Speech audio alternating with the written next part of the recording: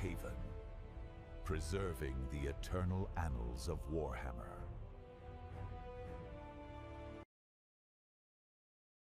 There is a silence in the void that only the oldest souls can understand. A hush that comes not from peace, but from exhaustion, like the final breath of a dying god, whispered into the cold emptiness between galaxies. It was in such silence that the stars of the Eldar dimmed. Once, they blazed with impossible light, worlds sculpted from art and thought, their empires flaring like jewels against the firmament. They did not merely conquer worlds, they wove them, sang them into being, sculpted gravity and life with the precision of artisans and the arrogance of immortals. Now, only echoes remain, faint reflections in the warp, flickering shadows of opulence and agony. The galaxy was vast, but even its deepest chasms remembered the name of Assyrian, the first seer king of the Eldar. Tall as myth, cloaked in robes that shimmered with forgotten constellations, his mind stretched across centuries like a net of silver thread. He did not age. He remembered everything, and he regretted nearly all of it. It began so many millennia ago, with a choice that was not his to make, but one he carried nonetheless.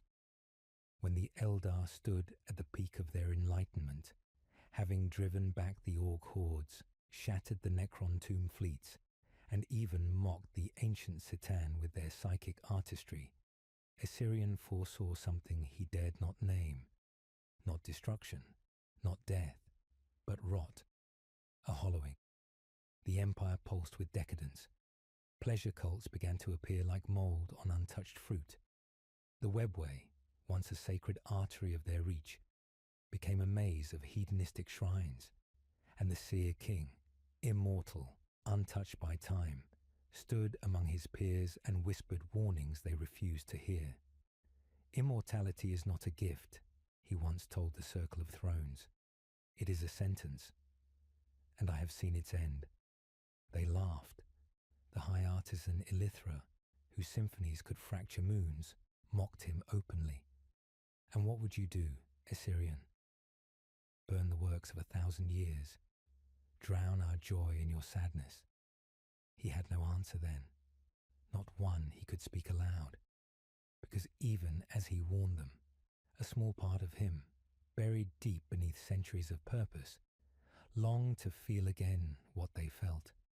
The ecstasy, the abandon, the illusion of meaning in the absence of death. But where others celebrated their excess, Assyrian meditated in silence. In a chamber far from the spires of the pleasure worlds, he sat beneath the fragment of a dying star, a shard of the void sun ethereal, once a symbol of their empire's power. It no longer burned. It bled faint golden light, like a wound in time. It was here that the voices came, not from the warp, not yet. No demons howled in his soul, no screams split his meditations, just whispers, soft, seductive, familiar. They spoke in tongues he could not place, yet understood implicitly. They promised understanding, that the emptiness he felt could be healed, that the silence he bore alone was shared by others, ancient beings slumbering at the edge of reality, yearning to be known. He did not respond, but he listened. He told himself it was wisdom, not temptation, vigilance, not surrender. But the seed was planted, and far above his sanctuary, across the glittering worlds of the Eldar, something began to shift. Not a scream, not even a shiver, just a breath, drawn by something unborn, yet ancient. The Council of Tears was called too late. By the time the first craft worlds had broken away, those stoic, somber arcs that fled the home worlds in silent protest, Assyrian knew the empire could not be saved. He stood among the last true leaders of his kind, watching as galaxies turned cold behind their retreating ships. You could have stopped this, whispered Velath, once his closest brother in thought and war, now more spirit than flesh, his body rebuilt after the Necron siege of Cathan Prime. I tried, Assyrian said. Velath looked at him, not with anger, but with pity. No, you foresaw it, but you chose to endure it. That is not the same. It was then that Assyrian understood the cost of immortality, not time, not pain, but the weight of witnessing. To live long enough to watch hope die, again and again, and still bear its corpse on your back like a sacred relic. He turned his gaze inward, to the mindscape that only the oldest psychers could traverse. He searched the strands of fate, the million futures branching like veins beneath the skin of time, and in every single one he saw her. She had no name yet, but she watched, she fed, she waited. A presence not born of matter, but of indulgence, of 1,000 whispered prayers offered not to gods, but to sensation itself. And Assyrian understood. It was not the Necrons, not the Orcs, not the Citan. The end of the Eldar would come from within. When the final star over the Eldar homeworlds dimmed, when its light, refracted through miles of stained glass thought engines and psychic temples, finally winked out, it was not met with screams, but with applause. The cults had won. The Empire had not fallen in war, but in joy, in surrender, in the quiet collapse of purpose into pleasure. And Assyrian, the last seer king, sat alone beneath the dying fragment of ethereal, whispering apologies to ghosts. He saw the truth now. The whispering voices, older than gods, deeper than demons, were not offering salvation. They were echoes of his people's own desire. He had not ignored the warnings. He was the warning. A vessel of regret sent too far forward in time to change anything at all. And still, he stood, because he knew what would come next. The true end, the birth of she who thirsts. And in that moment, the stars forgot their names. But he did not yet, not while breath remained. The craft world of Alundras drifted like a severed limb through the stars. Once a living city ship woven from soulstone and psionic steel, its spires no longer sang with the voices of artisans and mystics. Instead, they groaned, tired ribs under the weight of survival.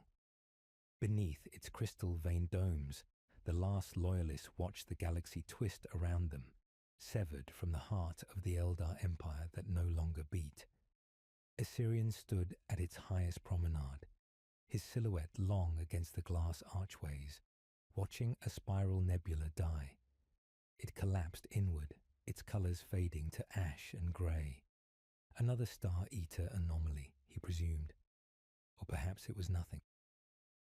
After a time, all destruction begins to look the same. The messages from the outer fleets had stopped. The webway gates flickered. Portents filled the Skeensight runes, but the old divinations failed. The future, once a bright lattice of possibility, now trembled like a dying flame. You shouldn't have come back. The voice was soft, a blade sheathed in mourning. He turned slowly. Elenai stood behind him. She had not changed. Her armour, silver-banded with black soulstone inlays, still shimmered faintly in the half-light. Her hair, braided in the way only the war-born of the Ulthari line wore it, fell down her back like liquid shadow. Her eyes were tired, but there was strength in them, resentment too. Assyrian had prepared himself for that. I told you this place was lost, she said. He studied her face, not for weakness, for memory. Elundras is not lost, he said gently, only afraid. And are you here to save us? Again, she asked, stepping closer, boots silent on the obsidian floor. Or are you here because you know what's coming, and you want to watch it fall up close this time? The accusation was soft. That made it worse. Elenai, he said, I never meant to leave. No, she said, but you did. She turned away, walked toward the edge of the promenade where the stars bled. The last time he had seen her was in the gardens of Eleanor, before the fires, before the cults, before the civil fractures. She had begged him to stay. He had chosen silence. I believed in you, she said now, when the high seers mocked your visions, when the others retreated into their temples and abandoned the old ways. I followed you. You did. I watched you abandon everything to meditate with the ancients. I watched you let the empire rot because you thought your silence mattered more than our screams. She turned then, eyes hard. Where were you, Assyrian? When the nights of glass began, when the cradle cities fell to madness, when the temple of the infinite coil bled into the webway. He had no answer, only memory. He remembered the temple of the infinite coil, its walls pulsing with desire made manifest, the air inside thick with laughter and weeping and screams. He remembered its priestesses, once weavers of fate, now crawling across their altars in ecstasy and blood. He remembered how he had stood there, unseen, cloaked in psychic silence, and done nothing. I believed I could change it from within, he said at last, that if I understood the thing we were becoming, I could stop it. Did you? She asked. No. Then why are you here? The question hung like a blade in the air between them. He wanted to say it was to warn her, to prepare the last loyal craft worlds for what was coming. But the truth clung to him like rot. I was afraid, he whispered. I saw her, and I fled. She said nothing. The silence itself judged him.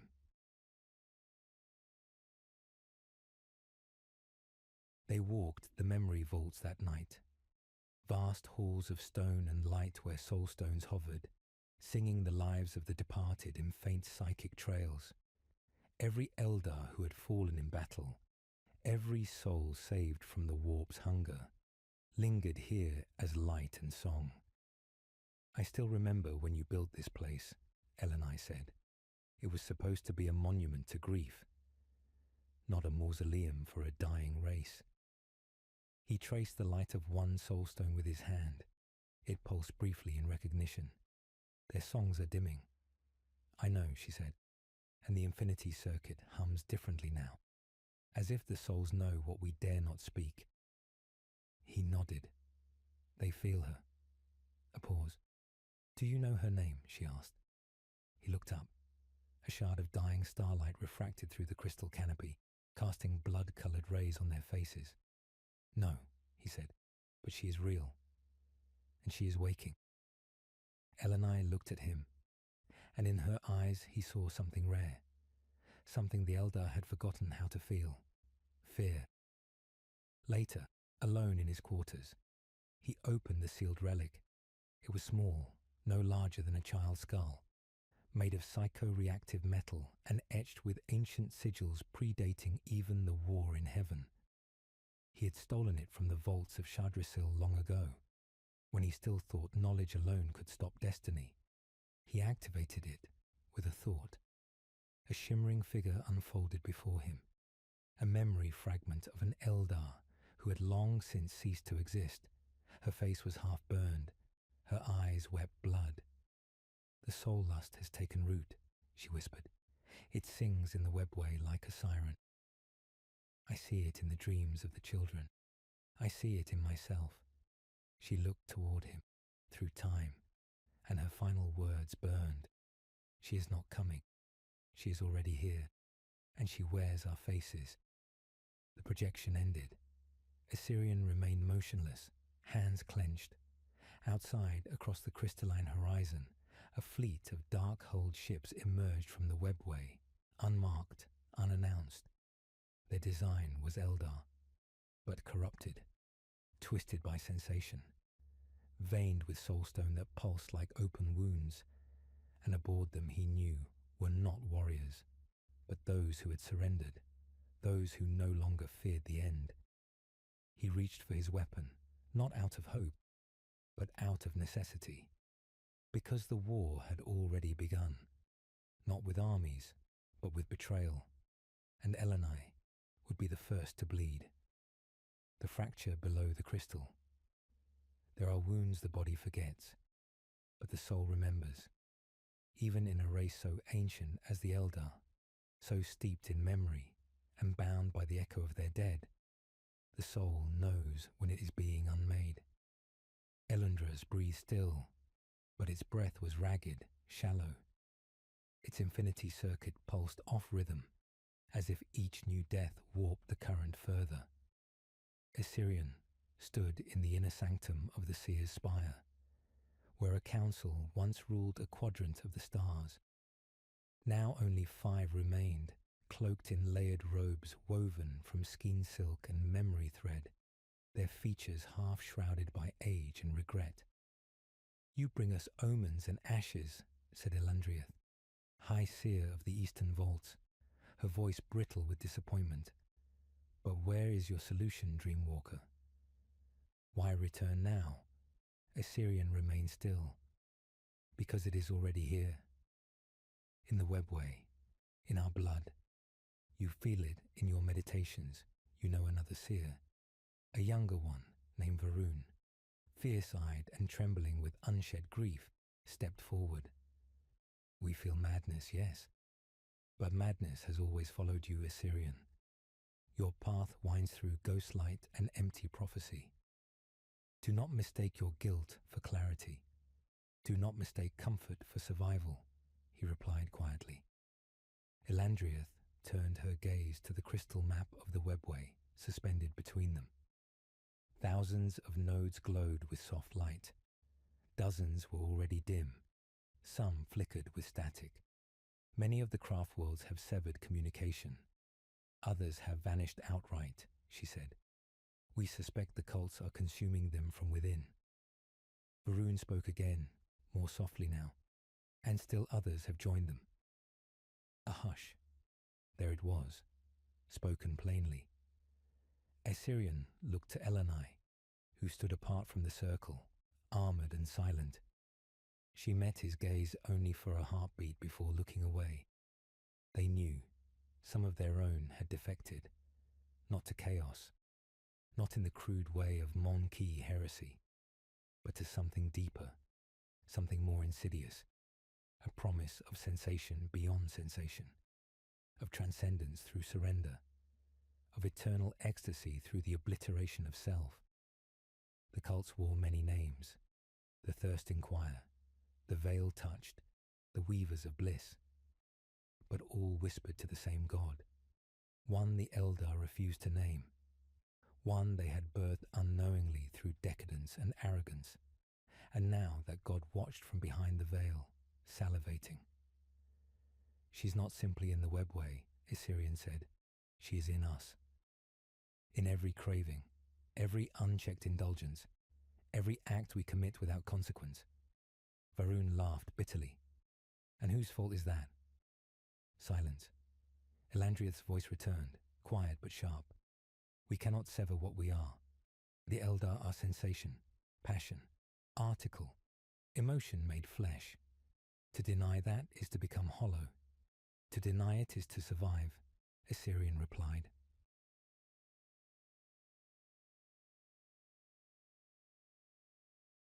That night, a rift bloomed in Elundras. Not in space or time, but in loyalty. It began with a fire in the lower citadel beneath the aquifers of Memory Stone. Soul stones were shattered. The infinity circuit spasmed like a wound. When the Guardians arrived, they found nothing but silence and the scent of roses and blood. 6 warriors were missing. A memory priestess vanished. A sigil was left behind. It was not chaos marked. It was Eldar script, stylized into the shape of a bloom. A single word, inscribed in blood across the temple floor. Become. Elenai stood at the edge of the wreckage, her helm under one arm, her expression unreadable. Assyrian joined her, the flickering glow of the ruined temple dancing in the reflection of his eyes. "You knew," she said. "Didn't you?" He hesitated. "I suspected." She nodded. Her voice was a whisper. "I trained some of them myself. They fought beside me in the 13th wounding of Shadrin. They held the line at Elixis during the fall of Aisha's garden. And now they vanish. They don't even die. They just go." He said nothing. There was no comfort left worth offering. "What are we fighting for?" she asked, not bitter, but truly asking. "If the ones we love can slip away so easily." He wanted to say hope or duty. Instead he said, "Not all are lost." She turned to him, and her gaze was colder than any star. "No," she said, "but we are." Later, in the shade of the undervaults where the dead were named, Assyrian wandered alone. It was there that he felt it, a presence, familiar, half-remembered, like a song he once loved and now feared. It moved through the walls like silk on skin. He closed his eyes, and then she spoke, not aloud, not in words, but in sensation, the warmth of fire against bare flesh, the taste of something forbidden, the memory of yes whispered into the ear in a dream. You cannot stop what you already long for. He staggered back. Around him, the wraithbone pulsed, briefly, not with power, but with desire. The godchild was here, not incarnate, not yet, but close enough to whisper, close enough to tempt.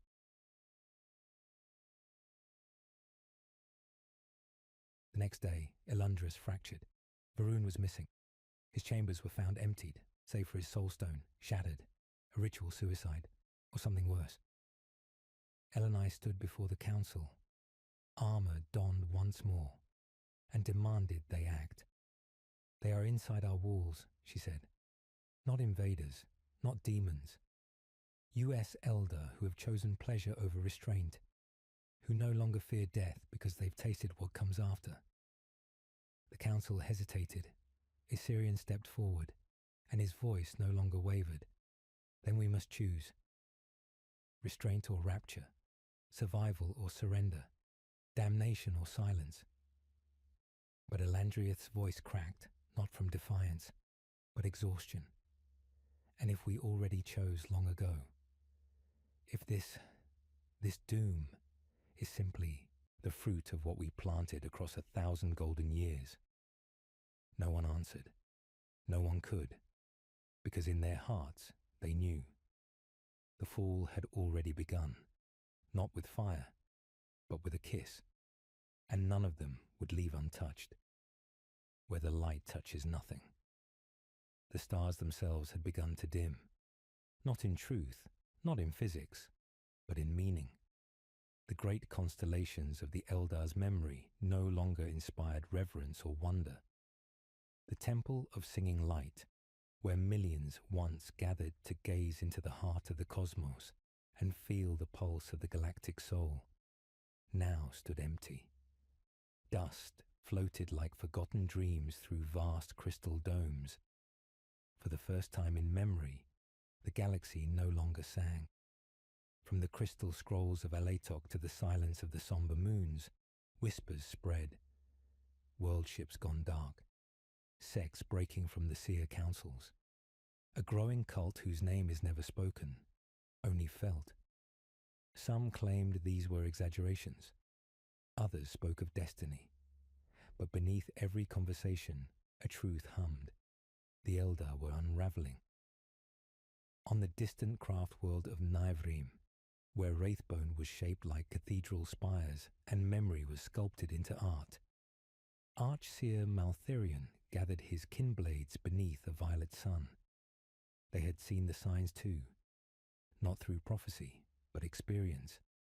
Whole kin houses vanishing, a rising number of soul stones failing to connect to the infinity circuit.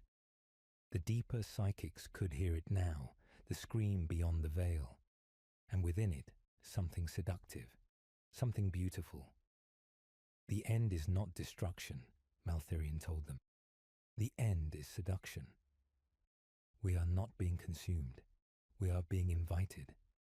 His kinblades said nothing. They had already made their choice.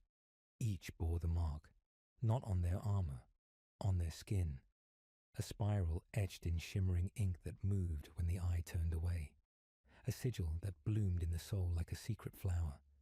The choir of embrace had reached Nevrim, and Nevrim had sung in reply. Far away, aboard Elundras, the news arrived slowly, first as fragmented psychic echoes, then as broken communique from the Harlequins who danced between truths, and finally, as an undeniable fact, Nevrim had fallen. No war, no siege, only absence, as if it had never existed at all. And yet, from its void, something echoed, a frequency not heard but felt, a rhythm that pulsed in the blood of every farser, even those who denied it. Assyrian knelt in meditation beneath the arc of the thought fane. But even here, in the most sacred chamber of Elundras, the beat reached him. Not sound, not voice, just invitation. He rose, cold sweat beading on his brow. The choir had grown louder. The seer council was in disarray. Elandriath, once the most composed among them, now spoke with fraying edges. "They are abandoning the path," she said, hands trembling as she reviewed the incoming psychic trails. Warlocks are shedding their bindings. Bone singers are refusing to rejoin the circuits. The path no longer holds. Elenai stood with arms folded. Her voice was steel. "Then we tighten the bindings. Lock down the circuits. Close the webway. Seal what must be sealed." Assyrian shook his head. "No, that will only hasten the fracture. The Eldar do not respond to chains. We never have. That is what led us here." Elenai turned to him, sharp as a blade. "And what would you suggest? Let the rot spread? Wait until we too vanish into whatever Nevrim has become?" He paused, then answered slowly. "We must find the source." A hush fell over the chamber. "The source?" Elenai asked. "You mean the cult?" He shook his head. "No, the hunger. The thing behind the cult. The godchild Elandriath went pale. You would dare walk toward that? We can no longer turn away. We birthed it."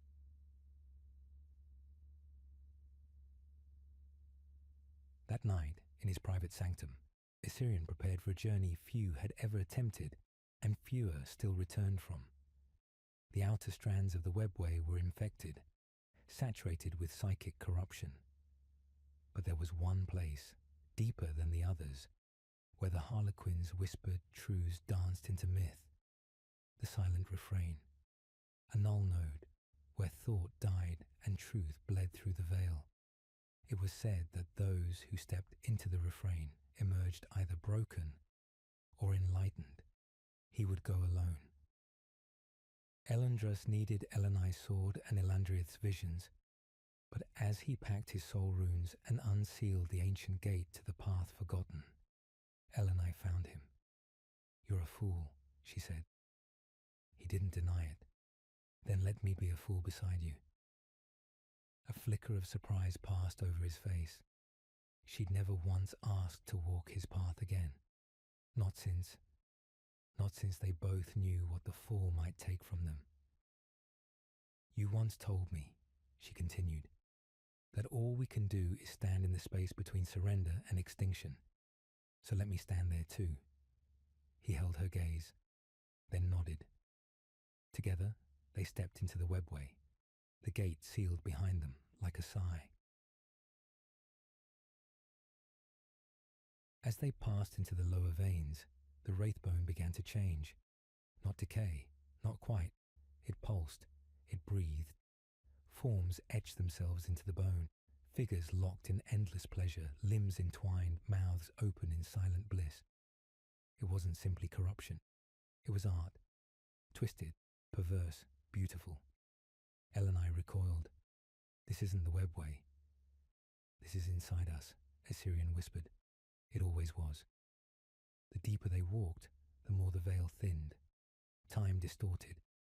Memories rose unbidden. Assyrian saw his mother's face, dead 10,000 years. He heard a melody only his sister knew.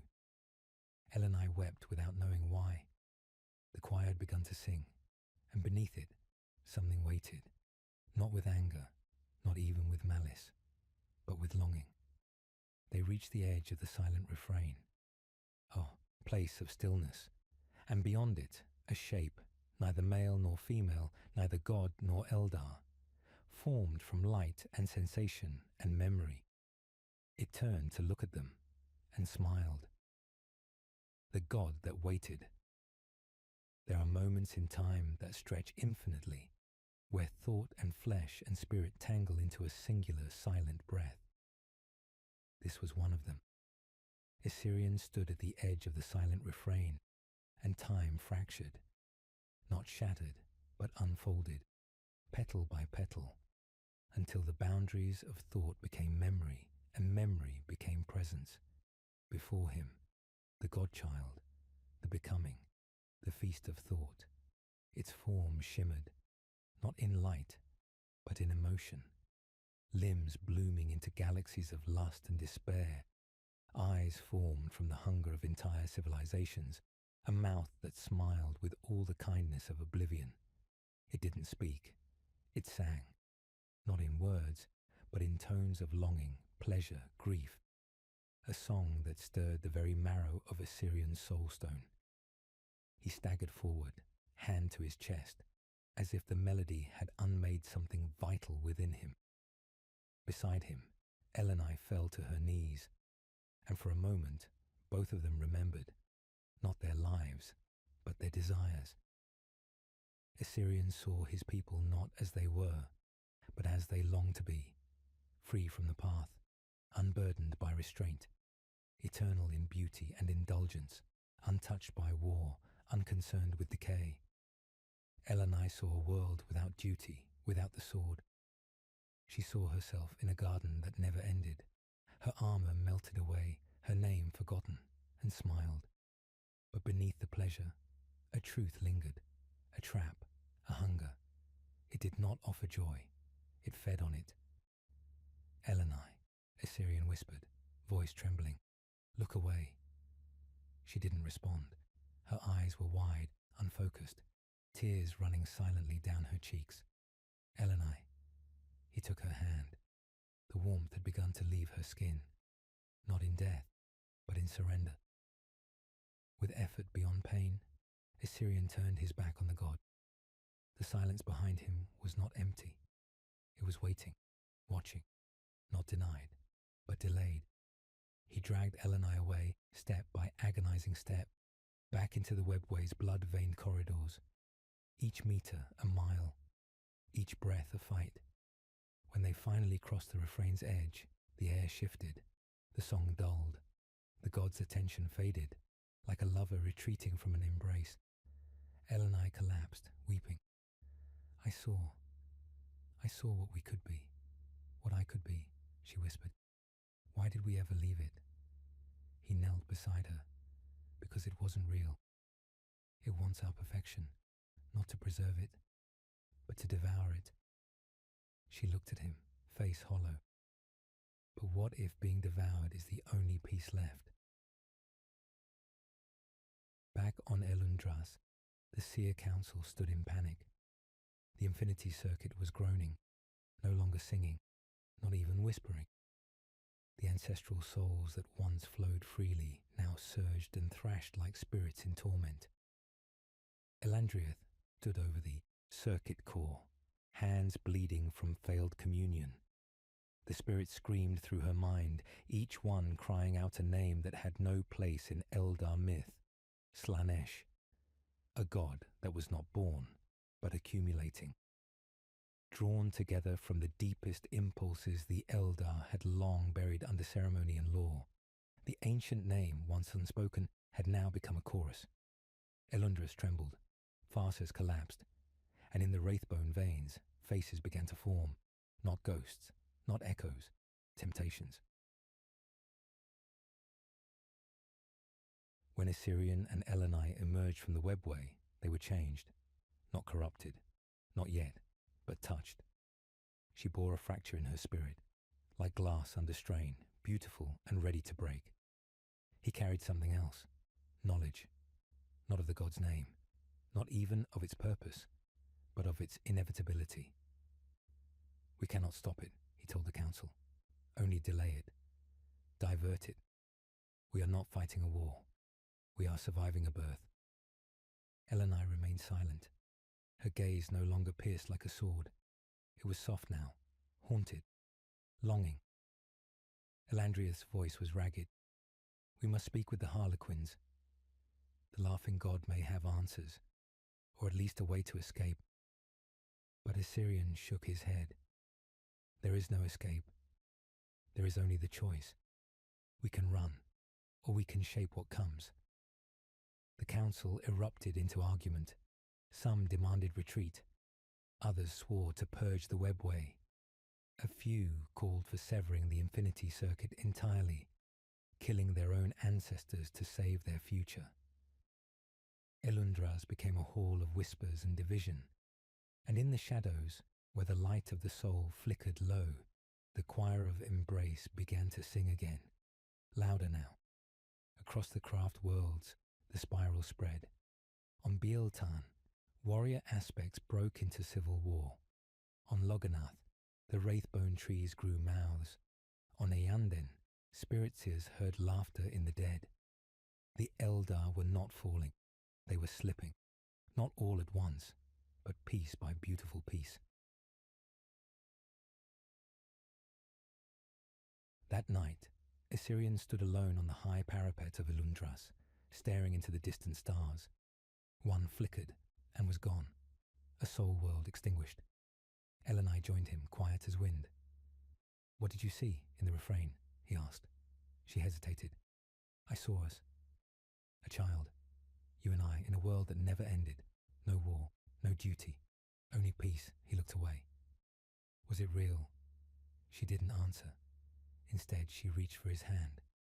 Not as a lover, not as a warrior, but as someone falling and reaching for anything that might keep them from the dark. He held it. For now, that was enough.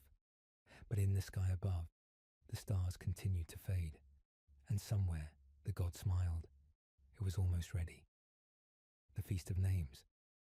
In the vaults beneath Elundras, the soul stones began to hum, not in mourning, not in communion, but in anticipation. It started with the young, the acolytes, the lesser pathwalkers, the poets. They began painting their faces with spirals of silver, humming strange lullabies not taught in any shrine or craft world rite.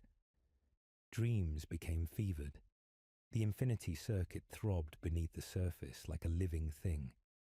Something old and new was rising, not summoned by devotion, but pulled into shape by the very act of desire. And desire, in the age of the Eldar, had become boundless. Assyrian's chambers had become a place of dread. No light could settle there any more. Lamps flickered, shadows stretched too far. The walls seemed to breathe. His old war masks had begun to crack, no matter how tightly he sealed them. Runes of purity twisted overnight. The soul stone at his collar burned with low heat, as if trying to pull away from him. Messages from the other craft worlds grew worse. Ibraisil had gone silent. Saimhan's warlocks reported open duels between seers and pleasure cults. And from Ulthwé came a single maddened transmission. The threads are severed. The spider dances in the atrium of gods. We sang too long. We sang too deep. Assyrian turned from the Comrune, hands clenched. The council had splintered, each Farsha chasing a different future, each future further drowned in contradiction.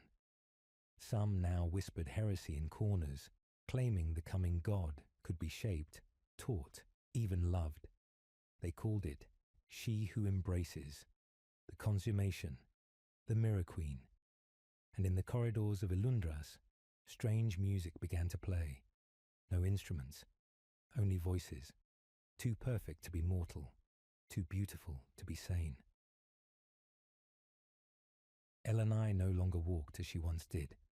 Where once her steps rang with the poise of a warrior mystic, now they drifted, fluid, as if her body remembered a rhythm the rest of the galaxy had forgotten.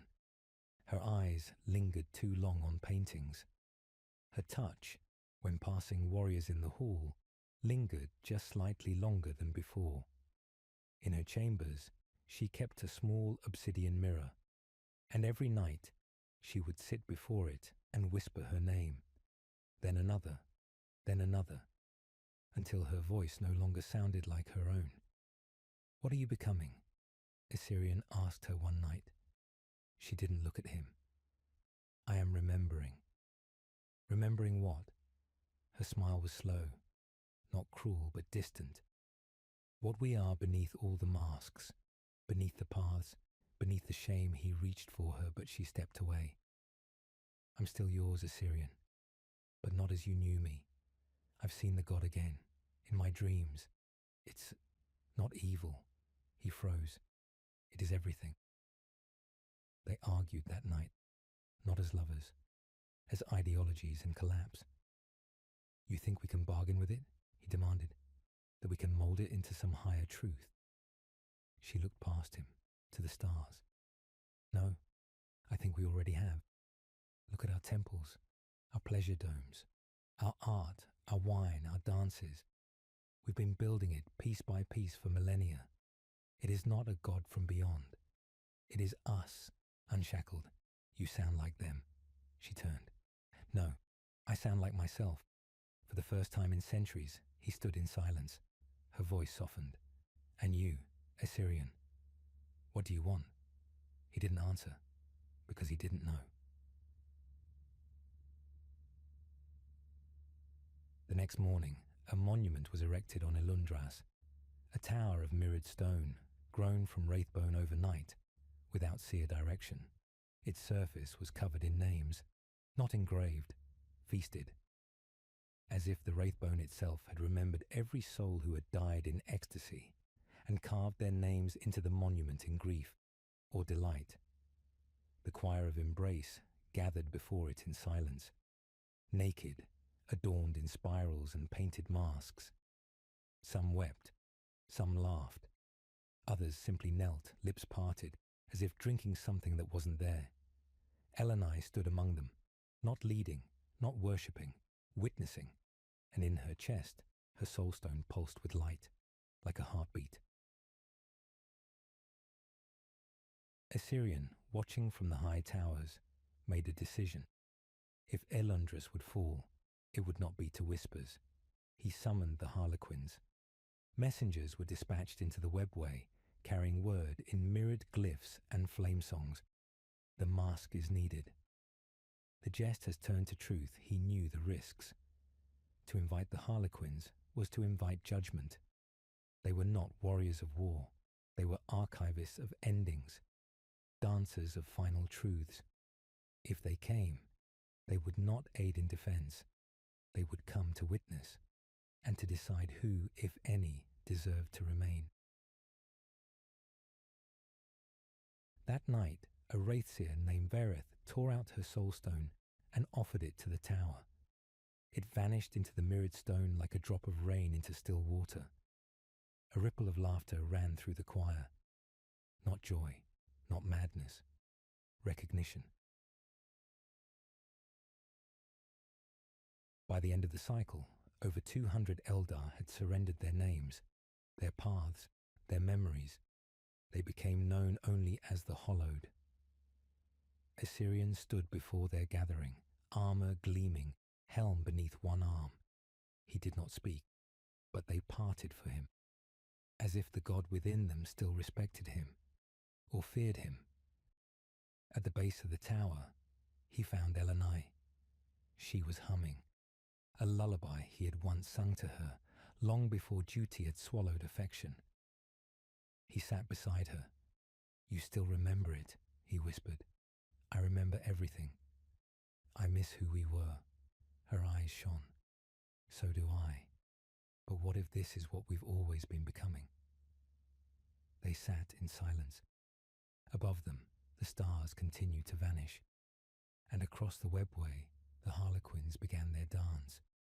The great masque had begun, the dance of silence. They arrived without warning, not from the sky, nor from the stars, but from between, stepping forth from ripples in the very fabric of space, as though reality itself were a costume to be discarded.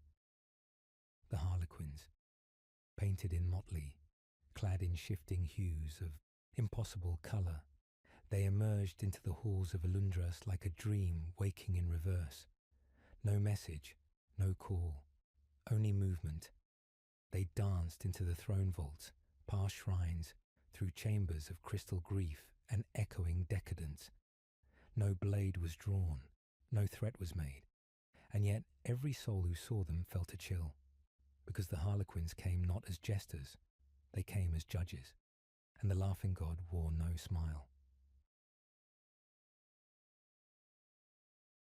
Assyrian met them alone. He descended from the bastion of silence, adorned in war plate of shimmering black, etched with runes of memory and flame. The assembled harlequins, 36 in number, turned as one.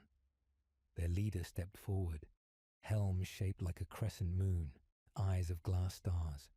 Assyrian bowed. "Shadow seer." The figure inclined its head. "You called us," it said, voice like many voices, male and female, old and young, "to witness, to warn we are not saviors. I know. But you hope." "I do." The shadow seer was silent for a moment, then spoke again. "Then show us the wound."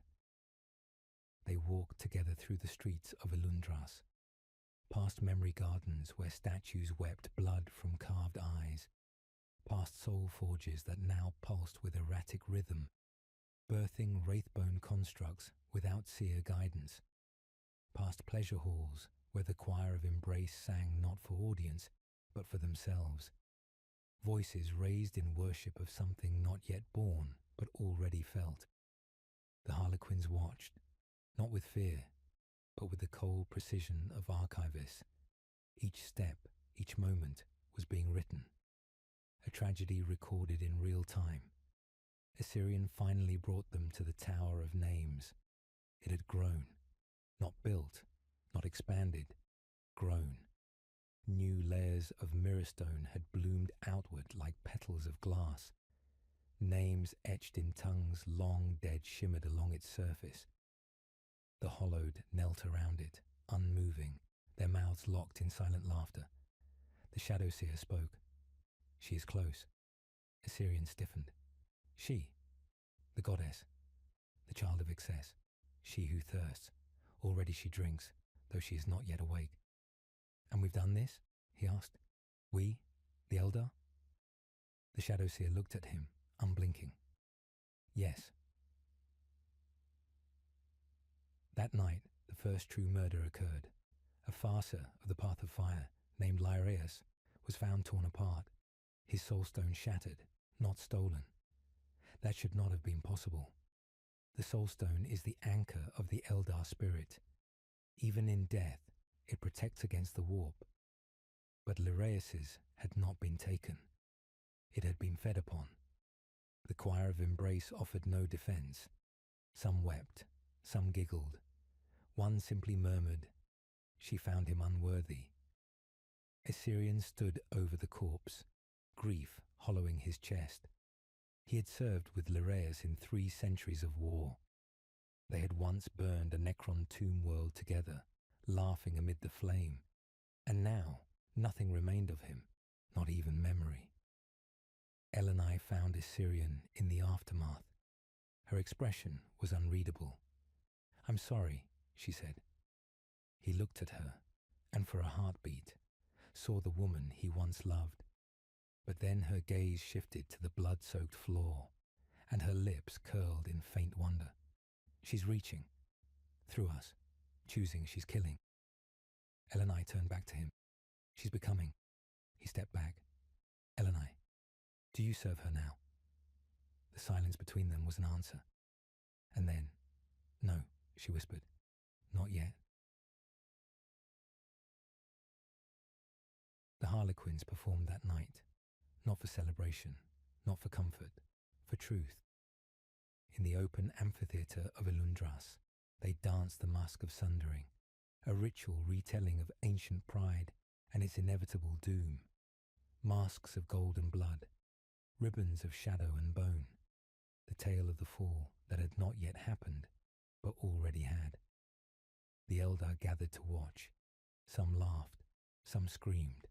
Some, like Azirian, stood unmoving, tears unnoticed upon their cheeks. In the final act, the laughing god turned away from the dying people and left them in silence. The curtain fell. No applause, only the sound of weeping. Later, the Shadowseer came to Assyrian. She is almost born. He nodded. I know. She cannot be stopped. I know. But she can be contained. His eyes rose. How? The Shadowseer looked up to the stars, where one now flared unnaturally bright, a nova frozen in time. There is a plan, it whispered. A sacrifice. A final chord in the song, and who must be the instrument? The Harlequin smiled. You already know. The craft worlds were crumbling. Bealtan reported mass suicides. Alatok sent only a single word. Doom. And in the heart of Elundras, the Tower of Names sang. It sang in the language of longing, in the voices of every soul consumed, twisted, or broken. It sang a lullaby, a birth song. And across the galaxy, something vast stirred in the warp. A breath not yet drawn, a hunger not yet unleashed, but soon, very soon. And Assyrian stood before it all, alone at the edge of a storm that would devour gods. The garden of false stars. The stars were dying, but no one could tell any more. A curtain of light now veiled the void around Elundras. Not real starlight. This was something else. It pulsed with strange rhythm, like a living membrane stretched between realms. The navigators whispered of blindness, of paths once clear, now rippling with laughter that had no mouth. Even the warp had turned its gaze, and in the silence that followed, something took root. A garden. They called it the Inialan, the Garden of False Stars. It emerged from beneath the Tower of Names, spiraling outward like veins of light and rot. Trees of bone wood and veins of living crystal, vines that whispered in tongues unborn. Every branch bore fruit in the shape of eyes. Each petal hummed with the scent of memory. No one planted it. It grew itself. Assyrian entered the garden on the third night after its emergence, alone. He walked its maze-like paths, past hollow statues of laughing gods and weeping saints, past altars carved in flesh stone, where lesser seers now offered prayers to a name not yet spoken aloud. Slanesh. He would not say it. Not yet. But it pressed against his thoughts like a lover's breath on the nape of his mind. He found her beneath the central tree, Elenai. She stood barefoot in a pool of soft, coiling mist. Around her, crystal butterflies spiraled upward, forming a halo of refracted thought. I dreamed of you, she said without turning. Here, beneath this tree. Long before it ever grew, Elenai. She is calling, she whispered, as if speaking of something beautiful. She reaches through time.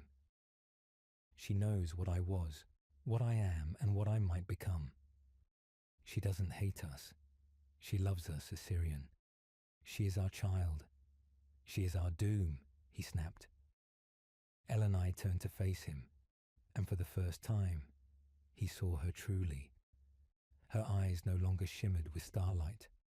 They glowed with something deeper, something endless, desire, pain, ecstasy. Is there a difference anymore? He said nothing. You were always afraid to become more, she murmured. That's why you walked the path of silence. But I've seen beyond it now, past prophecy, past the lie of the infinity circuit. She offers freedom. He stepped closer. And the cost? She smiled. Only everything.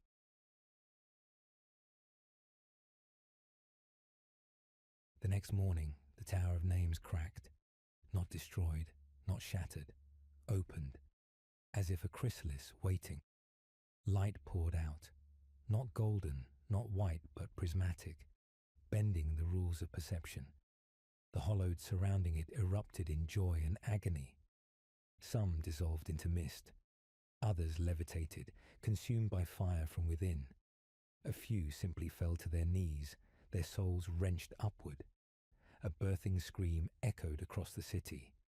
Every crystal panel in Elundras shattered. The Harlequins moved instantly. They began the ritual of separation, an ancient act so forbidden that even the Black Library held only fragmented references. They formed a ring around the tower's base, weaving psychic filaments through the veil, performing a dance not for gods, but to lock one away. But the tower fought back. Warp-born tendrils lashed out. Illusions cascaded in waves, hallucinations of lovers long lost, of futures never lived, of truths too beautiful to be real. One Harlequin faltered, then another, and then they began to burn. Assyrian stood atop the bastion of silence, watching it all, watching his people choose. Some rallied to the seers, desperate to hold the old ways. Others fled, loading ships, praying to dead stars. But more and more fell to their knees, arms open, voices lifted in, praise to the one who hungers. He turned to the Wraithguard at his side. Activate Protocol Valtar. The machine stirred. Confirmation. This will sever planetary links to the infinity circuit. All local spirits will be rendered unanchored. I know, he whispered. The cost would be unthinkable. But if the tower reached the circuit, the entire Eldar soul web might become a birth canal, and the galaxy would burn with their screams. He found Elenai again that night. She stood atop the open husk of the tower, bathed in swirling lights, her form only half real. Wings of psionic flame flickered behind her. In one hand she held a soulstone, his. He hadn't even noticed it was missing. You'll die if you do this, she said. I already have. Don't be tragic. I'm Eldar, he smiled bitterly. It's what we are. She stepped toward him, and for a moment, the woman he had loved was there again. Just a woman, just eyes, just longing. You could stay, she said. Stand beside me. We could be gods together. He reached out and cupped her cheek. You already are, he said softly. But I don't think you understand what that means. Then he pressed a rune into her hand, a sliver of wraithbone carved with his true name. I will love you forever, he said, even after I burn. And then he vanished in a burst of golden light.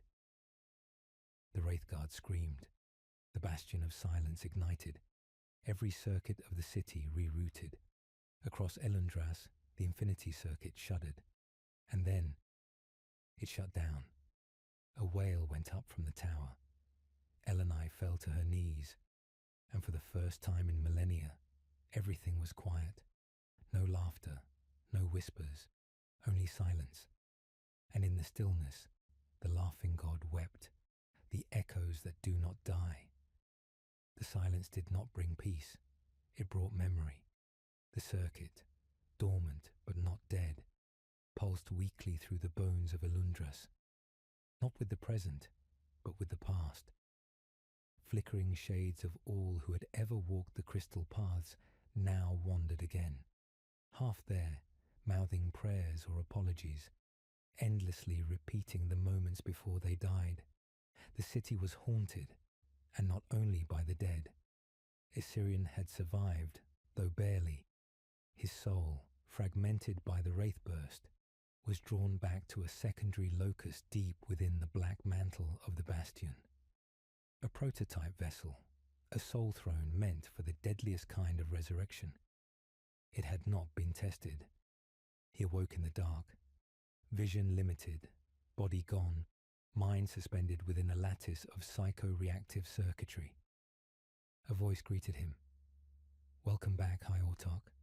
The tone was too familiar. "Cilia," he said, "I told you to deactivate this project." "You told me many things," the voice replied. "Not all of them were obeyed. I am a remnant now of the real Cilia. She programmed me to disobey you. In case you ever gave up, Assyrian might have laughed if he still had lungs.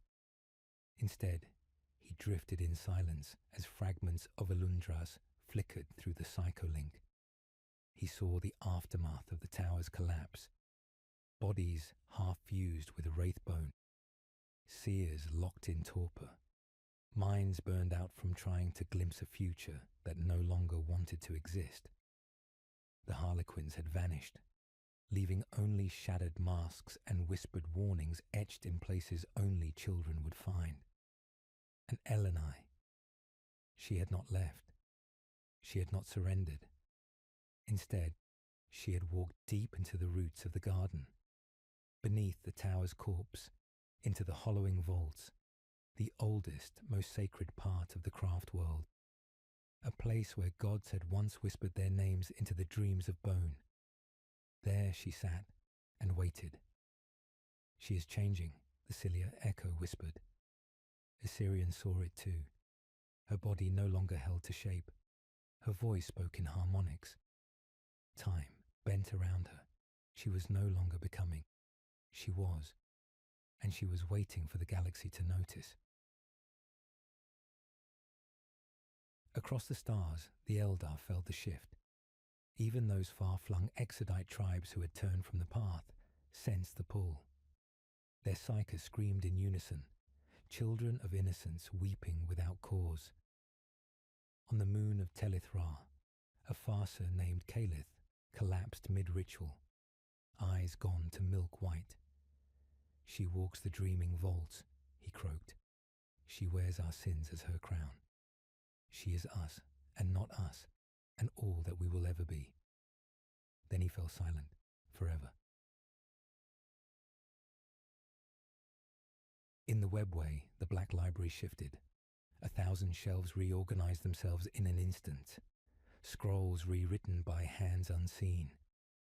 The Incan stirred, the Vizarch wept, and Kegarak, the laughing god, fled, not in fear, but in grief, for his joke had ended.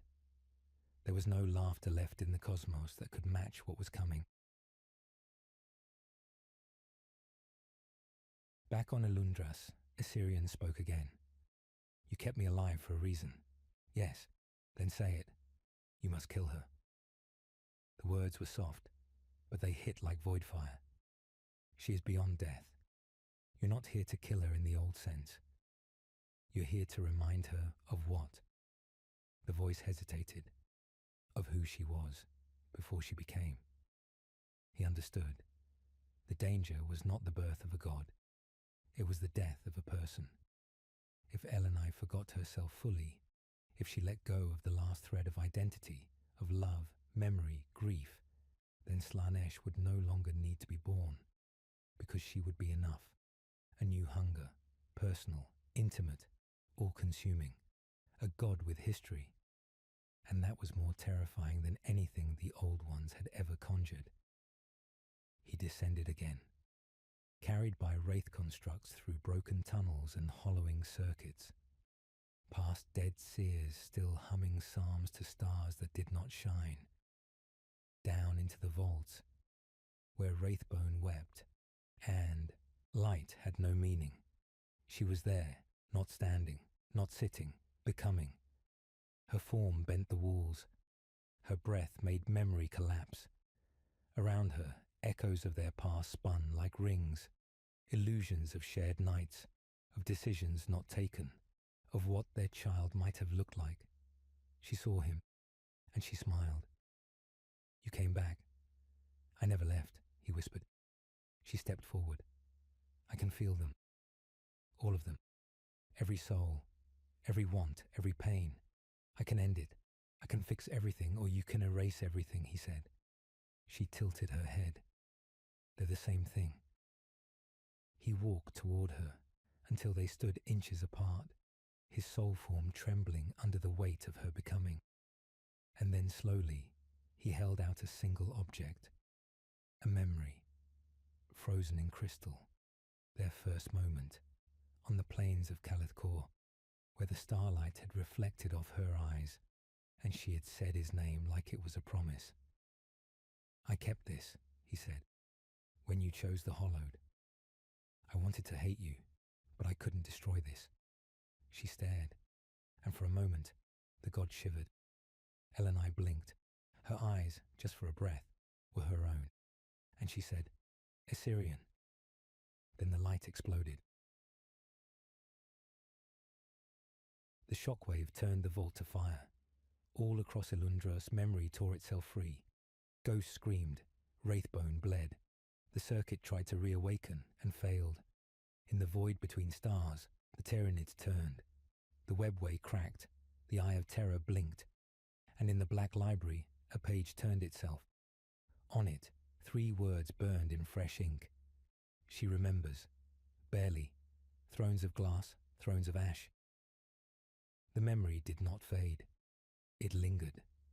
Long after the vault collapsed in radiance, long after Assyrian was torn from his fragile synthetic shell and hurled into a coma of soulfire, the image remained. That one crystalline echo, a fragment of what she once was, held Elenai still, not by force, by doubt. It was the only thing stronger than godhood, and that doubt began to ripple outward, like a sickness, through the dying veins of the Eldar race. In the Council of Oracles upon Malen Shah, High Seer Thurl broke the silence after 3 centuries of meditation. His voice cracked the obsidian mirrors. "The Ascendant has paused," he rasped. "She has touched the boundary and recoiled." In the void maze of Arak-Chin, the Shadeborn warriors lit no fires. They danced instead in mourning spirals, funerals for a future that had not yet died, but would. And on Commorragh, Archon Valith of the Obsidian Kin carved a new scar across her cheek. "Even gods bleed," she whispered, "if only from within." Assyrian floated. Consciousness drifted through fractured strata of the circuit, caught between data ghosts and half-shattered prophecies. He saw himself as a child. He saw Elenai laughing before the trial of glass. He saw Cilia whispering her betrayal in the quietest voice imaginable long before the collapse. And he saw the path ahead, not as fate, but as choice. He could not kill her. He knew that now. But there was something more dangerous he could do. He could make her remember more. Not just one image, but everyone. And if she did, if Elenai remembered not just love, but grief, not just promise, but the weight of failure, then she would not ascend. She would break.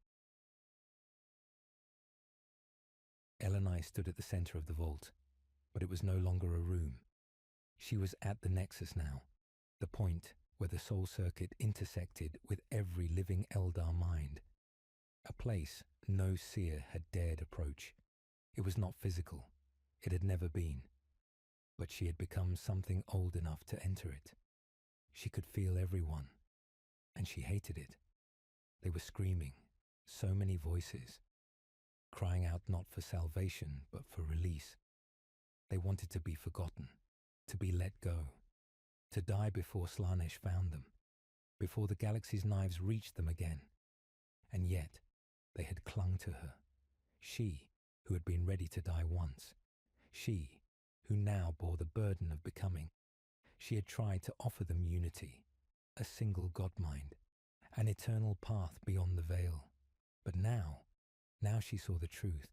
To unify them would be to erase them. To ascend would be to consume. And worse, she would enjoy it, just as she who thirsted. A God born from love was still a God, still hunger, still power, still death. And Elenai was no longer sure if she could resist the gravity of it. Elsewhere in the webway, a rift opened. It was not supposed to. This section had been sealed by Kegarak himself, twisted into recursive madness to trap those who sought forbidden knowledge. But now, it opened willingly, because something was trying to reach her. Not a seer, not a war host, not a rival, but a memory engine. A device thought lost during the exodus of Elaitok, buried in entropy.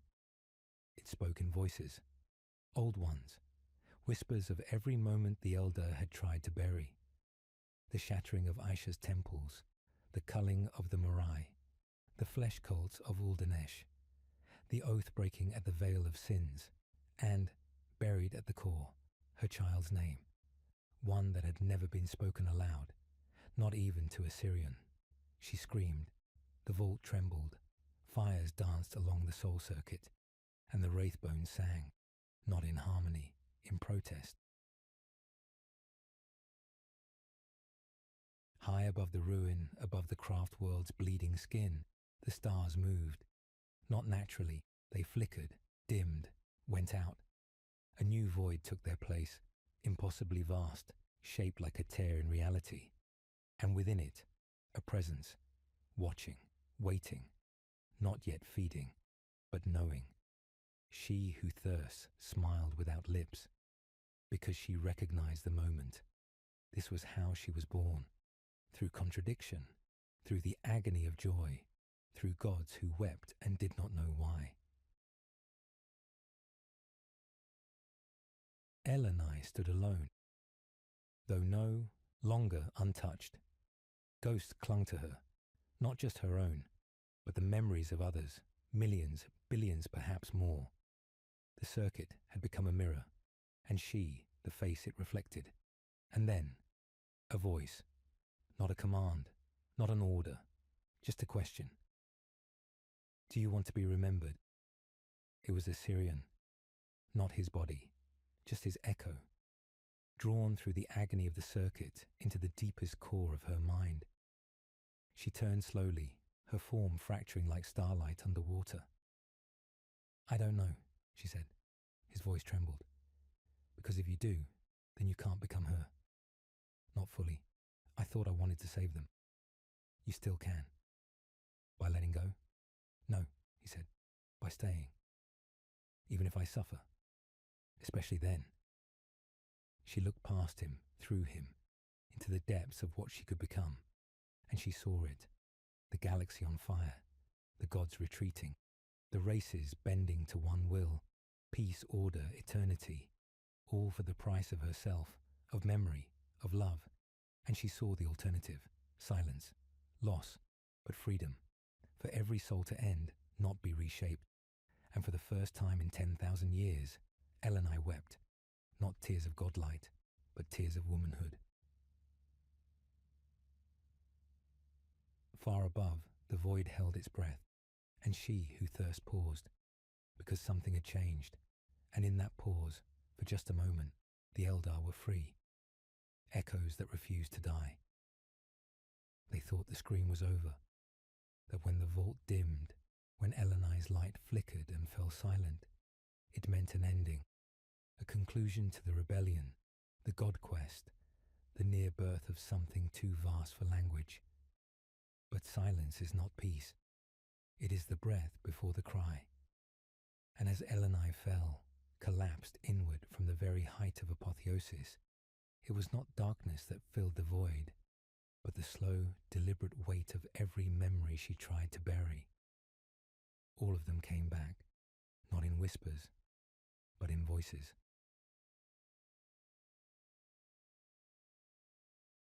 Cilia watched from the scorched edge of the soul circuit. Her arms trembled, and the crystalline armor of the Inari fractured under the weight of psychic recoil. She had seen it all, through shadow mirrors, through the twin soul link she had once shared with Elenai. And what she felt now was not triumph, it was horror. Not because Elenai had failed to ascend, but because, in that failure, something woke. Something that had never wanted her to succeed in the first place. The Eldar called it many names, the Neverborn, the shadow that speaks, the silent hunger. But Cilia knew what it truly was. Regret, made manifest. They had left too many dead behind, buried too much, and now the weight of history had shape. A god not of pleasure or war, not of change or decay, but of memory that cannot die. She had hoped Elenai would become something new. Instead, she had become a mirror, and mirrors do not forgive. In the ruined depths of the craftworld Valurin, the wraith constructs howled, not from damage, but from recognition. They had heard her voice again, Elenai's soul stream pouring across the psychotronic lattice, fracturing every sealed archive, igniting every ember of what the Eldar once were. The dead stirred, not resurrected, but remembered, too clearly. Wraith lords fell to their knees. Spirit seers clawed at their runes, screaming names long cast into silence. A child born in the healing chambers of Yandin spoke words in a dialect lost since the fall. A wave was moving. It had no mass, but it carried time. And every Eldar who touched it remembered. Not victories, not triumphs, but failures. They remembered who they betrayed to survive, who they let die, who they abandoned to the warp. The songs they forgot, the promises they swore in the twilight of dead moons. And worst of all, they remembered why they had let themselves forget. Assyrian rose, barely, his body still shattered, mind still fractured by contact with the circuit. But he stood, not as a warrior, not as a prophet, as a witness. He could feel it. Elenai's presence, no longer radiating like a star, but drifting like dust. Still immense, still luminous, but quiet now, almost human. And he knew what came next. She had opened the vault to everyone. No longer a sacred place, but a confession. She was not going to ascend. She was going to show them everything, and then leave the choice to them. That was her final gift, or her final revenge.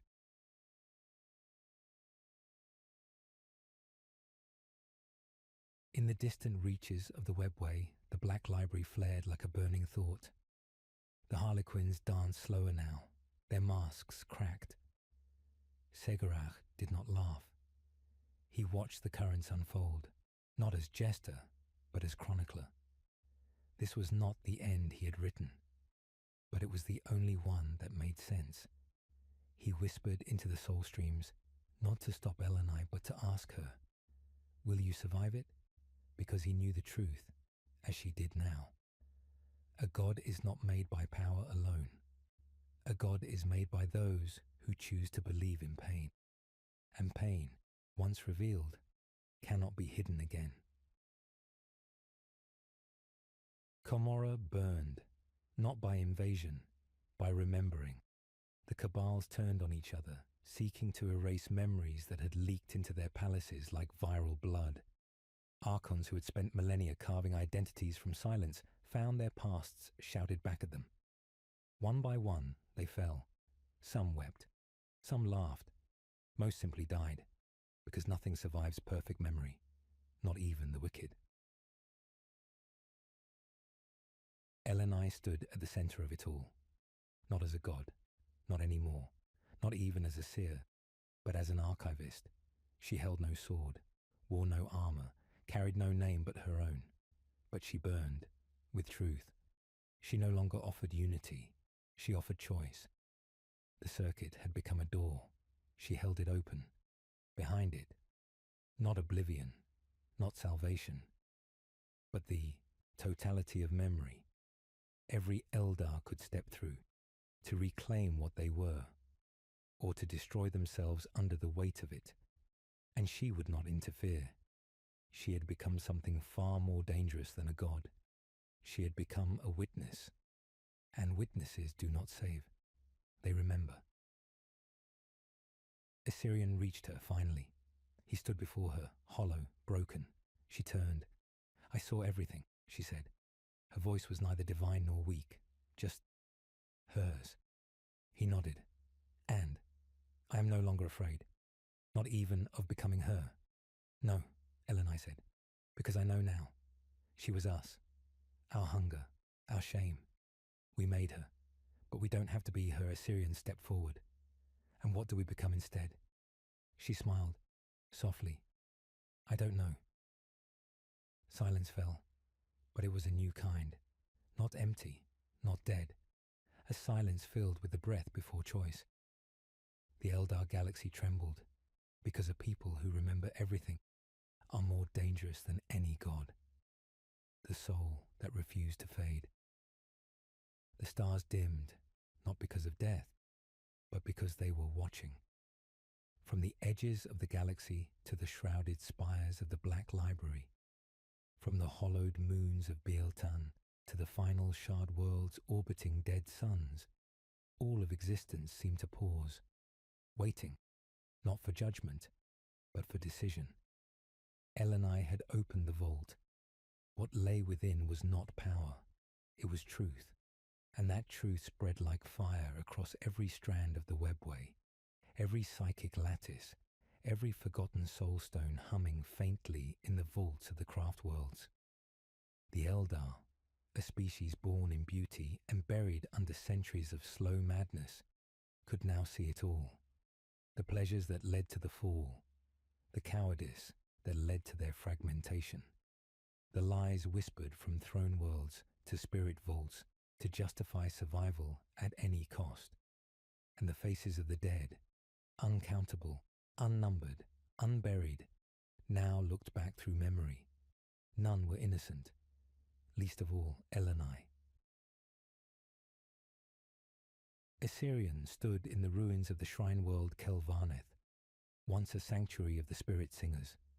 Its domes lay broken, temples shattered, and the stars above, once named and sung to like kin, now bore no names at all.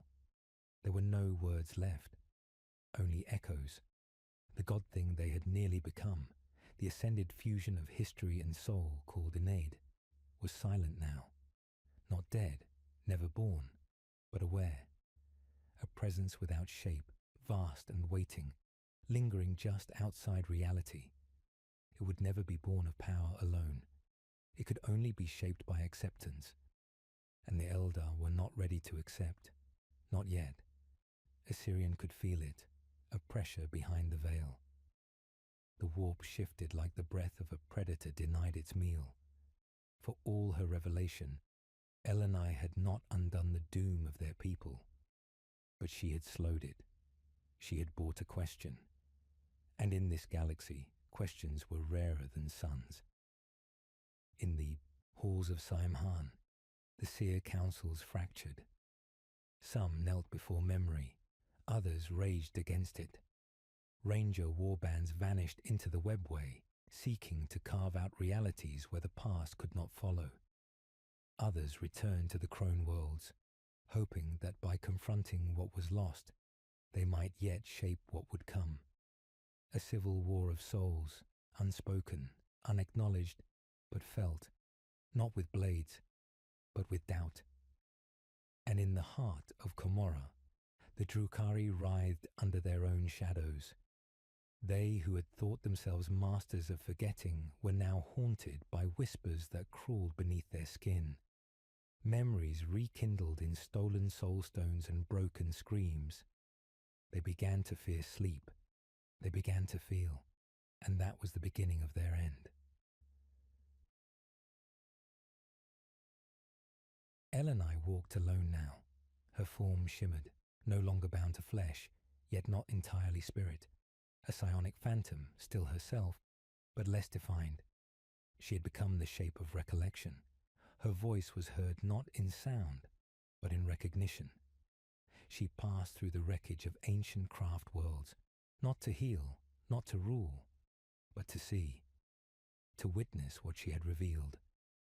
Some fell to their knees when she passed, begging forgiveness for sins they had only just remembered. Others raised weapons, and some turned away, not out of hatred, but shame too deep to bear. And still she walked, because it was not her destiny to lead any more. It was to remind that they had chosen this, every moment of silence, every scream they ignored, every lie they told about what the fall truly cost. She was not a god. She was the ledger, and her presence now was nothing more than the cost come due. In the infinite winding tunnels of the webway, Kegarak stood alone beneath the shattered dome of fate. He held no mask, not anymore. The joke had long since stopped being funny. He had once laughed at doom, danced through the fire of prophecy, tricked gods into killing themselves. But Elenai had played a different game.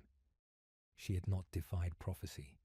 She had read it aloud, and let the Eldar choose whether it mattered anymore. And that terrified him more than anything, because even the laughing god understood, if the Eldar no longer feared fate, they might one day change it.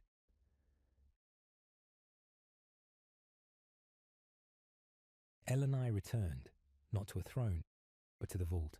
The soul circuit shimmered around her, pulsing with memory, pain, and silence, waiting. She did not speak. She did not command. She only opened it again. One by one, Eldar across the galaxy felt the pull, not of worship, but of confession. And slowly, one by one, they began to come. Warlocks, outcasts, prophets, thieves, survivors, not to be saved, but to remember together. No sermons, no sacrifice, just memory, and the chance to decide who they would be next, even if that decision broke them, even if it killed them, even if it meant choosing oblivion. Because for the first time in 10,000 years, they were no longer running. They were turning to face it. Arns Guns. And in the warp, something screamed, not in triumph, but in hunger unfulfilled. A god not yet born wept into the dark, because the Eldar were beginning to remember who they were. And gods cannot feed on those who own their sorrow. They feed on those who deny it. And denial was dying, one memory at a time. Ashen crown. The vault did not speak. It showed. Elenai stood amidst the swirling storm of collective memory, each soulstone a shard of history, a scream captured in light.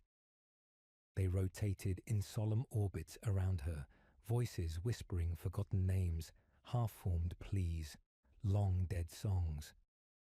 The air shimmered with psionic weight, so thick with memory that even time dared not move freely. She was not alone. Across the chamber, shaped from nullstone and soul glass, Assyrian waited. He wore no armor now, no helm, no banners flew behind him.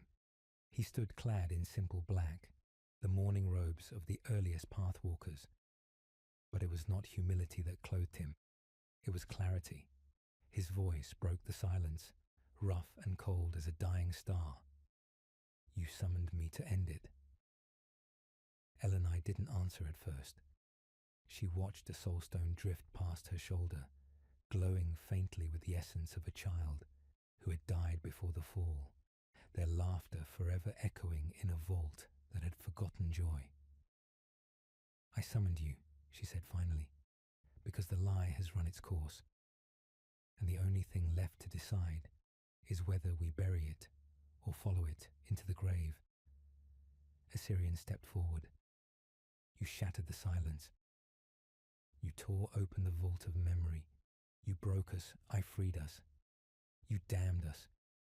The air cracked with psychic force as their wills met.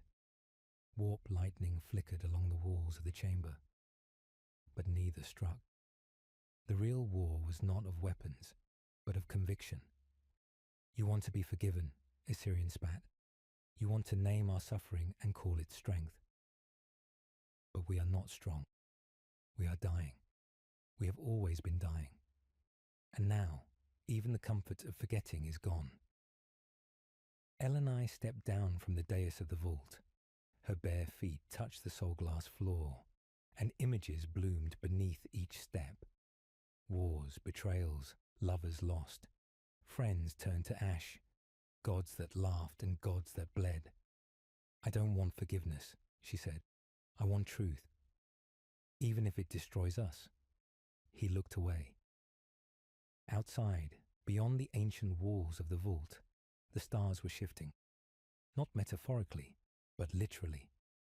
Entire systems reorienting in the webway's hidden corridors, strange constellations blooming where there had been none before. Something vast was pressing in on the psychic fabric of reality. Not chaos, not order. Something new, something watching.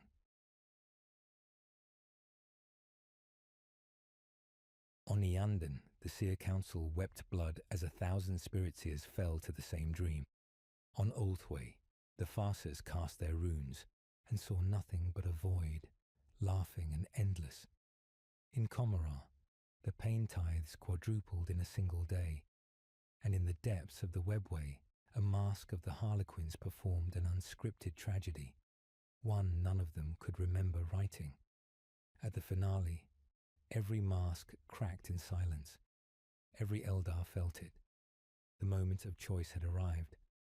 The moment when their species would either define themselves or surrender their essence forever. Elenai reached into the center of the vault and drew forth a single soulstone. Black, empty, yet unshattered.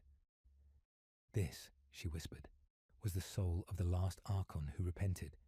He came here before Comorah consumed him. He remembered what it meant to be Eldar Assyrian, stared at it. There is no redemption, he said. Not for us. Not for what we did. We summoned Slaanesh. We fed her. We created her. We did, Elenai said, eyes glowing faintly. But we are also the only ones who remember how she was born. That makes us the only ones who can end her. Silence fell again, but it was different this time. Less like a wound, more like a breath held at the edge of revelation. You want to awaken Inead, Assyrian said quietly.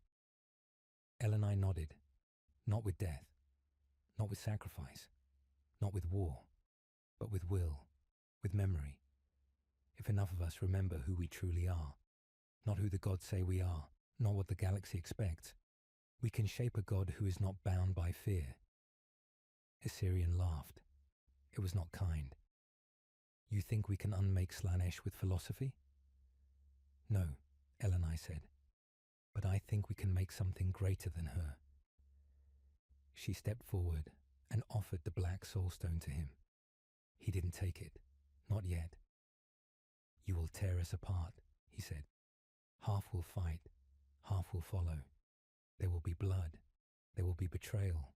You'll divide what's left of us. I know, she said. Then why?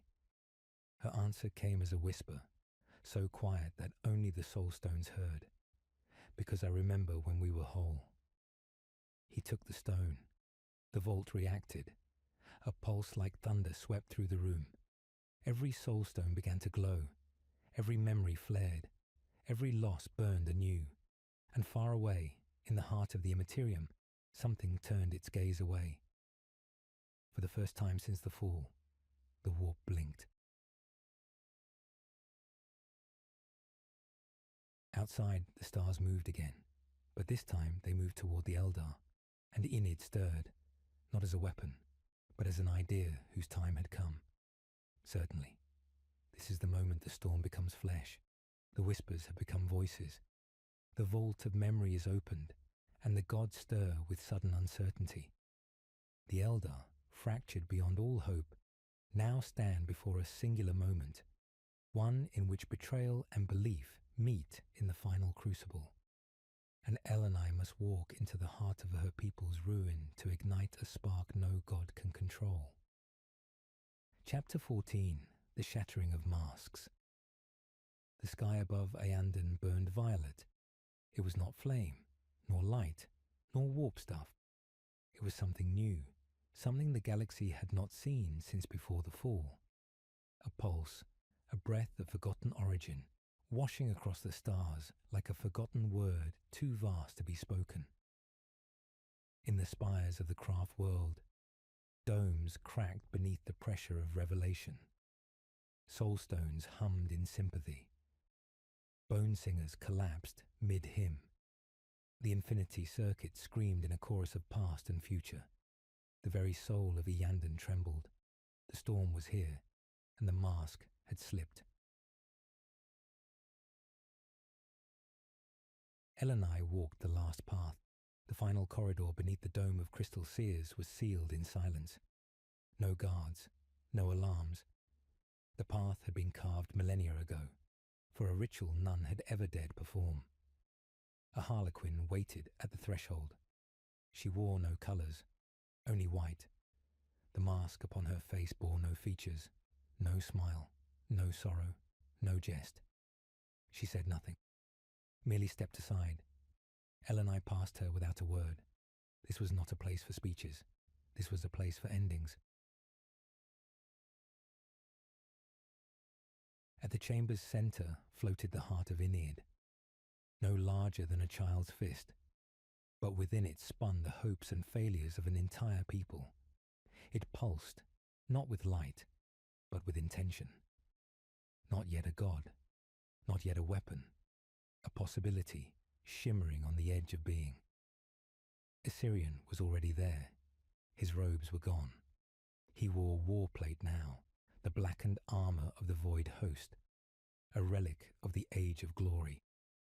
The runes upon its surface were dead. No power, no blessing.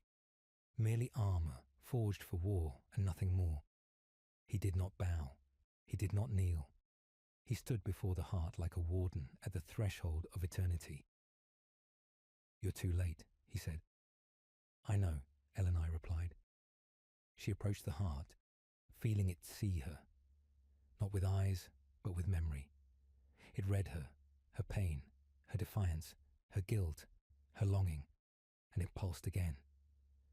Assyrian raised his hand. Between his fingers, the black soulstone spun, orbiting a decision not yet made. "You will unmake everything," he said. "The paths, the silence, the discipline that has kept us alive since the fall. I will give us the truth," she said. "The truth," he hissed, "is a weapon in the hands of madmen." He stepped forward, his voice rising, not with anger, but with fear. "I have seen it, Elenai. In the webway, in the dreams of dying exarchs, in the eyes of the dreaming shadow. If Ynid awakens through memory, not death, then he will not be ours, not the god of our vengeance, not the sword we need. He will be free." Elenai met his gaze. "Then let him be." Assyrian struck. Wraithbone shattered underfoot. Soulstones exploded in a chorus of screams. The chamber rippled with psychic fire as Assyrian unleashed the full force of his will. He did not want to kill her. He wanted to stop her.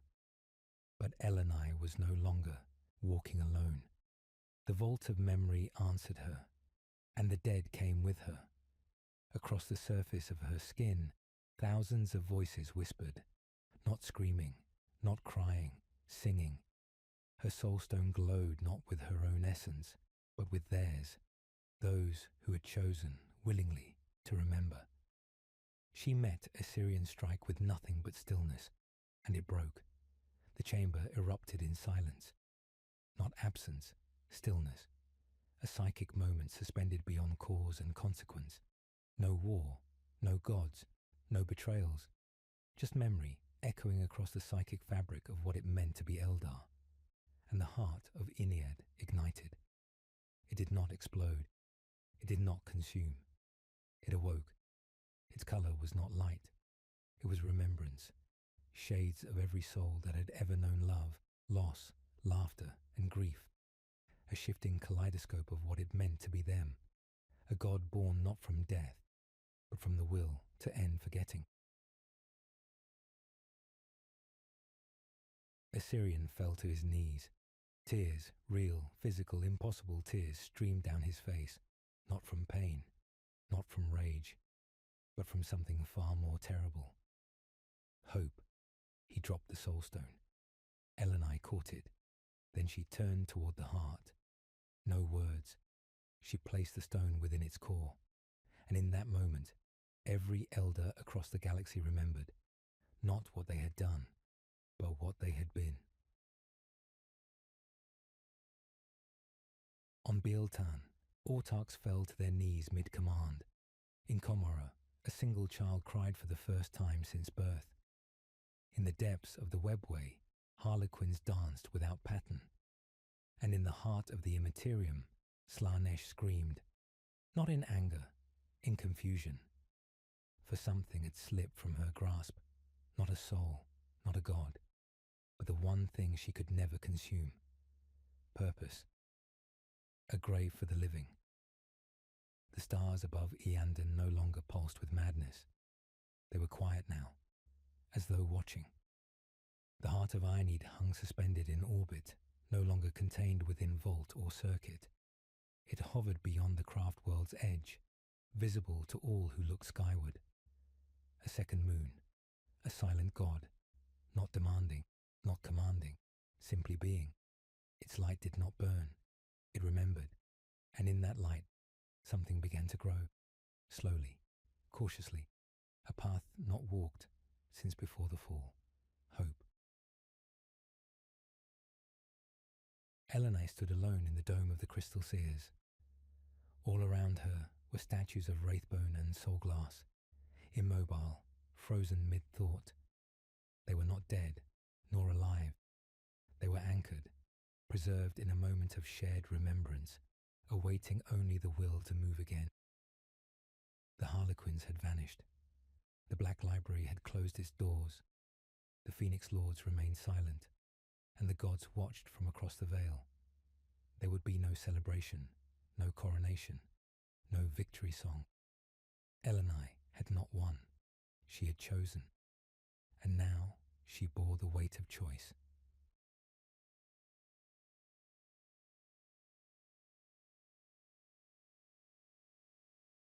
A single soul stone floated in her hand. Assyrians, still warm, still echoing. She had not sealed it in a circuit, had not buried it beneath crystal tombs. She had kept it, because even in betrayal, even in madness, he had believed. He had tried to preserve his people the only way he knew, through silence, through denial, through control. He had loved them the way a surgeon loves the dying, and like all surgeons, he had forgotten what it meant to feel. She placed the soul stone beside the heart. Let him witness. Let him learn.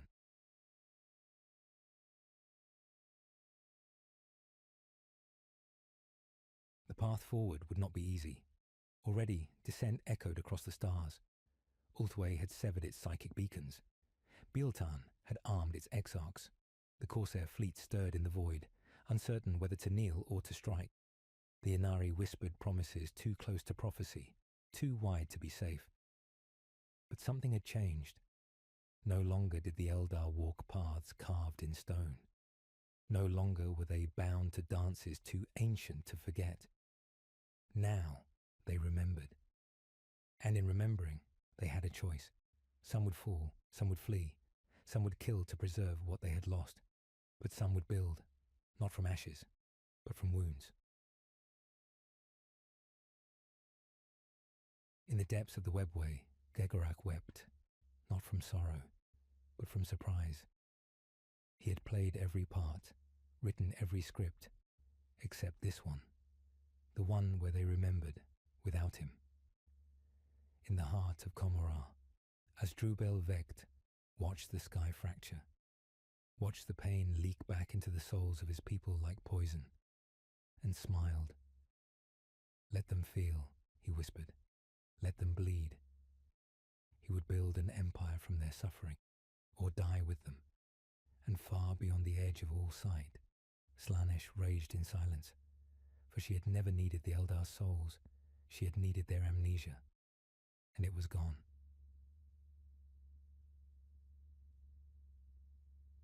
Elenai returned to the soul shrines. She did not command, she asked, and slowly, one by one, they came. Seers, exarchs, bone singers, corsairs, even archons cloaked in shadow came to speak with her, not as rulers, not as rivals, but as Eldar. They spoke of memory, of what was lost, of what must never be forgotten again, not because forgetting was weakness, but because forgetting was easier, and the time for ease had passed.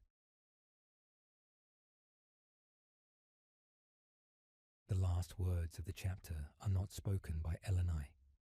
They are not sung by the harlequins. They do not echo from the mouth of any god. They are written on a single monument, carved in dead wraithbone at the heart of Ianden, where all paths once met and broke, and it says, "We remember, and in remembering we suffer, and in suffering we endure, and in enduring we become. We are the last dream of a broken people, and we will dream again."